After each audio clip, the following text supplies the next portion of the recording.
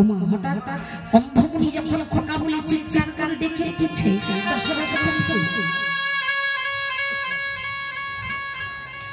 সমন্ত বললে মহারাজ অন্ধ তো চোখে দেখতে পায় না, কেমন করে জানতে পারলো বুঝতে পারলো? বললে মহারাজ পৃথিবীতে যাদের দৃষ্টি শক্তি নেই ভগবান তাদের শ্রবণ শক্তি প্রদান করেছে, কানে ভালো শুনতে পায়।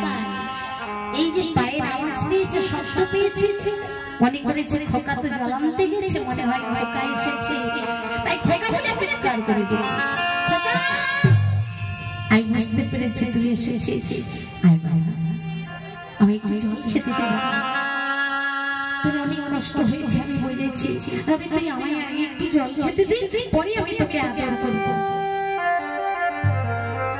বোবা হয়ে গেছে রাজা দশরথ সমস্ত মুনি মহারাজ কোনো কথা উত্তর দেবেন না,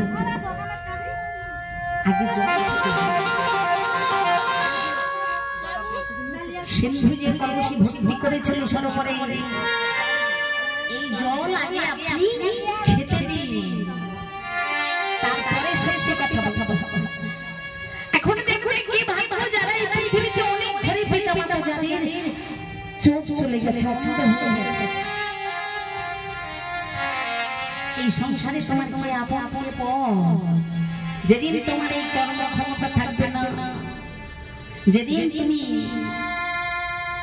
বিছানা সংসার হয়ে যাবে, এই সংসারে নিতে জানি না, সেদিন তুমি এই সংসারে তোমার কে ভালোবাসে কে তোমার বেশি আপন কি কতটুকু জীবন দিয়ে ভালোবাসে আমরা একজন আরেকজনকে বুকে জড়িয়ে ধরে বলি না তোমাকে আমি খুব ভালোবাসি, সেদিন বুঝতে পারি না।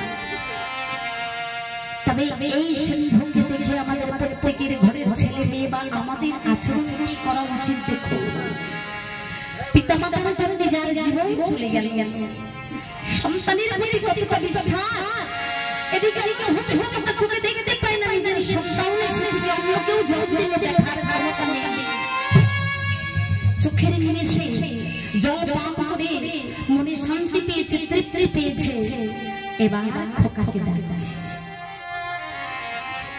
রাজা দশরথ কোনো কথায় উত্তর দেয়নি, কোনো আওয়াজ করেনি, জল খেতে দিয়েছি, জল খাওয়া হয়ে গেছে। কারণ সমস্ত বললে মহারাজ সত্যি কথা বলার সঙ্গে সঙ্গে এই পিতা মাতা এই মুহূর্তে মারা যায়, কারণ সিন্ধু ছাড়া এদের আর কেউ।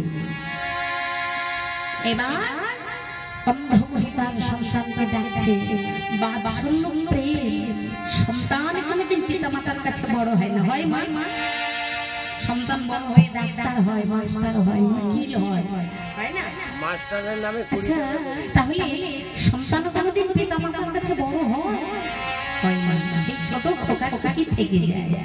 এই জন্য শাস্ত্রে বলছে দানকারীকে ব্রত পূর্ণ করো রাশি রাশি, পিতা মাতার চরণ পূর্ণময়ী হৃদয় রাশি, পিতা মাতার চরণের মধ্যে এক তিলা তিলা ধন।